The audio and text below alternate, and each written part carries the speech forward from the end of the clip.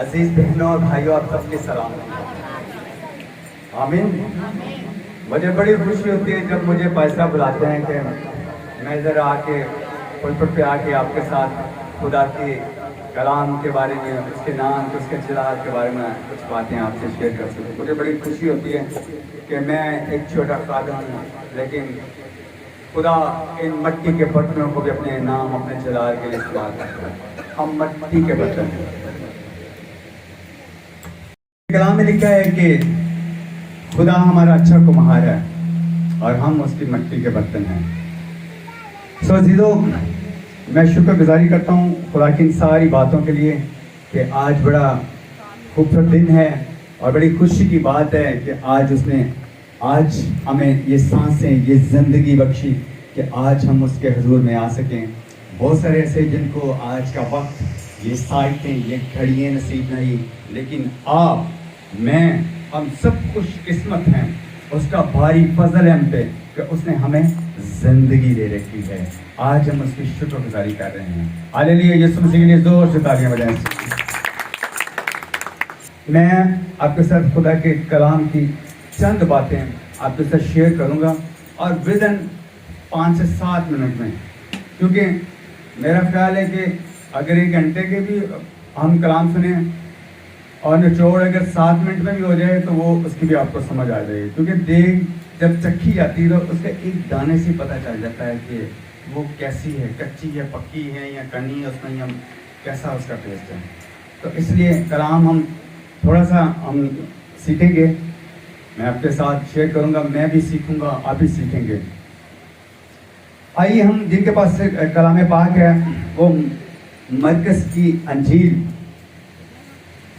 اس کا 11 باب، اس کی 12 آیت نکالیں۔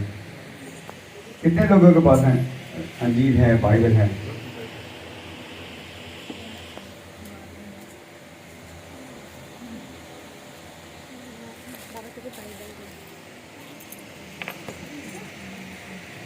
نکالیے سب نے۔ چند یاد میں پڑھوں گا۔ کلام پاک میں لکھا ہے، دوسرے دن جب وہ بیتنیہ سے نکلے تو اسے بھوک لگی اور وہ دور سے انجیر کا ایک درخت جس میں پتے تھے دیکھ کر گیا کہ شاید اس میں کچھ پائے، مگر جب اس کے پاس پہنچا تو پتوں کے سوا کچھ نہ پایا، کیونکہ انجیر کا موسم نہ تھا۔ اس نے اس سے کہا، آئندہ کوئی تجھ سے کبھی پھل نہ کھائے۔ خدا کے کلام کے پڑھے اور سنے جانے کے وسیلے سے ہم سب کو برکت ملے۔ اسی طرح سے ایک اور ریفرنس ہے، ہم وہ بھی پڑھیں گے، یوحنا کی انجیل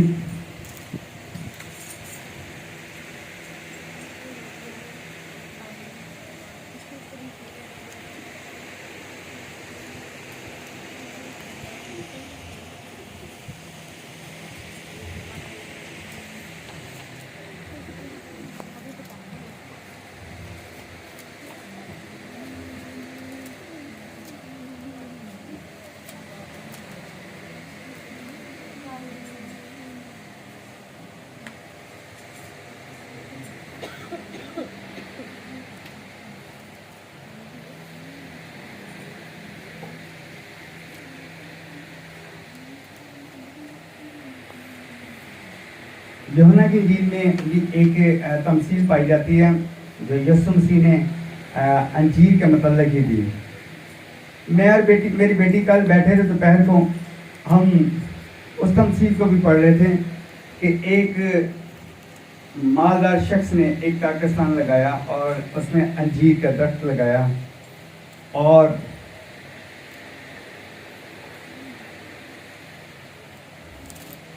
اس انجیر کے بارے میں بھی بتایا گیا ہے۔ پہلے ہم اس ورسز پہ جو ہم نے مرکز کی انجیل اس کا 11 باب، اس کی 12 آیت، ہم نے 3 آیت پڑھی ہیں، 4 آیت ہم ان پہ غور کریں گے۔ لکھا ہے کہ دوسرے دن جب وہ بیتنیہ سے نکلے تو اسے بھوک لگی اور وہ دور سے انجیر کا ایک درخت جس میں پتے تھے دیکھ کر گیا کہ شاید اس میں کچھ پائے۔ میرے عزیزوں، یہ خدا کے لوگوں کی بات ہو رہی ہے. آپ بھی وہ انجیر کا درخت ہیں جس میں سے خدا پھل ڈھونڈنے آتا ہے کہ آپ کتنے پھلوں سے لدے ہوئے ہیں. کہ جب وہ آتا ہے، یسوع مسیح آتا ہے، تو ہم نے کوئی پھل پاتا ہے؟ لیکن بیشتر لوگ ایسے ہیں، بہت سارے لوگوں کو میں نے دیکھا ہے جو انجیر کے ہرے پتوں کی مانند اوپر سے ہرے ہرے ہیں، لیکن ان کے اندر کوئی پھل نہیں ہے. وہ یعنی سطحی مسیحی کہلاتے ہیں، لیکن اندر ان کے کچھ بھی نہیں ہے. ہم صرف سطحی مسیحی نہیں کہلائیں، ہمارے اوپر پتے پتے، یعنی ہم اوپر سے سفید جامے پہن لیں. جیسے کہ لوگ سفید لباس کو پہن لیں تو اجلے ہوئے لباس سے اندازہ کرتے ہیں کہ یہ تو بہت متقی اور پرہیزگار انسان ہے، بڑا نیک انسان ہے، لیکن اس کے دل کے اندر کوئی نہیں جانتا. مجھے یاد آتا ہے کہ کتیش شفائی بہت بڑا شاعر ہے، اس نے کہا ہے کہ لوگ اندازہ کرتے ہیں اجلے ہوئے لباس سے، مگر کون جانے کہ دل پہ کتنے داغ ہیں. لوگ اجلے ہوئے لباس سے دیکھتے ہیں، اور خدا کے کلام میں کہ خدا ظاہری پہ نہیں، ہمارے ظاہر پہ جو کچھ ہے، ہم بڑے بند سنورتے ہیں، تیار ہوتے ہیں، خوبصورت کپڑے پہنتے ہیں، اچھی تیاری کرتے ہیں، لیکن ہم دلی طور پہ کتنے تو خدا کو قبول کیا ہوگا. کیونکہ خدا دل پہ نگاہ کرتا ہے، وہ ظاہری طور پہ نگاہ نہیں کرتا، دل پہ نگاہ کرتا ہے. اس لیے میرے عزیزوں، ہمیں اپنے آپ کو تیار کرنا ہے اچھے اعمالوں کے سے سنگار کے ساتھ، تاکہ جب خداوند یسوع مسیح ہم میں پھل ڈھونڈنے آئے تو وہ ہمیں روح کے پھل سارے ہوں. ٹھیک ہے؟ محبت، مہربانی، بھائی چارہ، متقی، پرہیزگار، یہ سارے ہم میں پھل پائے جائیں. کیونکہ یسوع مسیح ہم میں بار بار آتا ہے، ہم اسے دعوت دیتے ہیں اپنے دل میں کہ اے یسوع میرے دل میں آ. تو آپ کے دل میں کچھ ہوگا ہی نہیں تو پھر. اس لیے میرے عزیزوں، ہمیں اپنے آپ کو اوپر سے نہیں، ظاہری طور پہ نہیں، اندر سے بھی تیار ہونا چاہیے. نہ ہو کہ سر ہو سجدے میں مگر دل میں ہو دنیا کا خیال. ایسا نہیں ہونا چاہیے. ہم یہاں بیٹھے ہوئے ہیں دعا کے لیے، ہم خداوند کے حضور میں بیٹھے ہیں، لیکن ہمارے خیال بہت دور دور تک جا رہے ہیں. ہم جو ظاہری طور پہ ہیں ویسے ہی اندر ہوں، کیونکہ اوپر سے اس انجیر کے درخت کے اوپر سے بڑے پیارے سبز فریش پتے لگے ہوئے تھے، لیکن جب اندر کا کچھ بھی نہیں تھا، تو پھر ایسا نہ ہو کہ یسوع بھی ہمیں ریجیکٹ کر دے. اور اس جب درخت کو ریجیکٹ کر دیا گیا تو کیا ہوا؟ وہ درخت اوپر سے جڑ تک سوکھ گیا. یسوع نے کہا کہ آج کے بعد تجھ سے کوئی پھل نہیں کھائے گا. ایسا نہ ہو کہ ہمارا انجام بھی وہ ہو.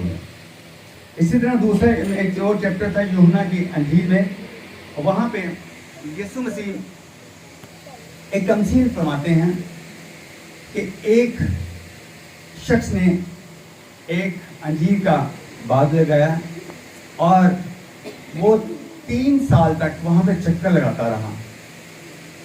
لیکن اس نے کہا کہ مالی سے کہا کہ میں 3 سال سے یہاں چکر لگا رہا ہوں، لیکن اس میں کوئی پھل نہیں لگتا.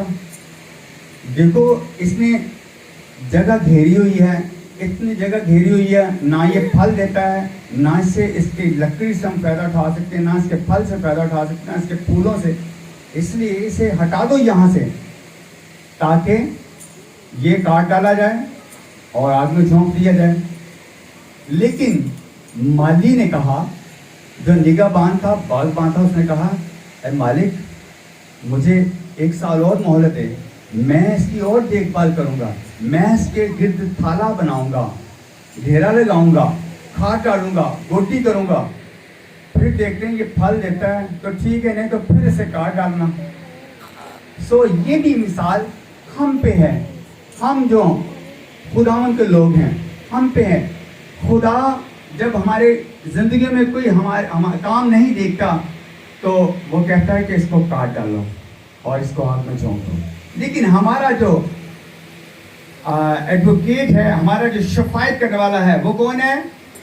खुदावंद यीशु मसीह जो बाप की देहनी तरफ बैठा है वो हमारी शफायत करता है।